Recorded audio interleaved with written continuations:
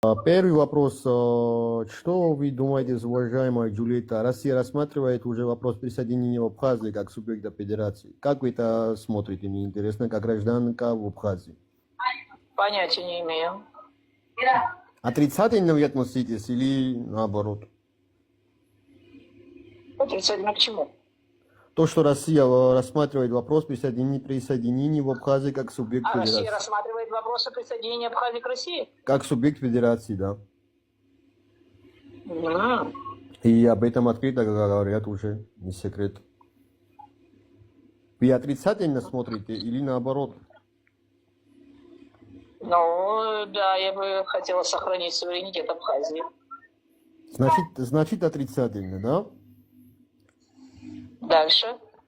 Понятно, спасибо. Второй вопрос. Как вы смотрите, что в России решили, они уже переселят где-то до 100 тысяч этнических русских на территории в Абхазии, и они занимались своими интересами и своим бизнесом? Как на это тоже смотрите?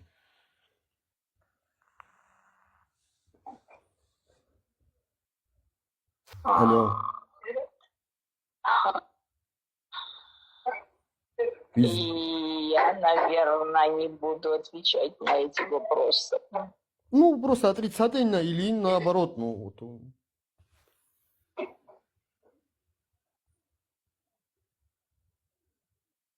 Никак. Никак, понятно. Третий вопрос и последний вопрос. Что вы думаете по поводу того, что в отделении России деньги пропадают в Абхазии, в Москве? Решили прислать своих чиновникам для эффективного контроля. Но если человек выделяет деньги, он не имеет права проконтролировать, куда деваются свои деньги. Это проблемы у нас. Значит, вы не отрицательно смотрите на третий последний вопрос.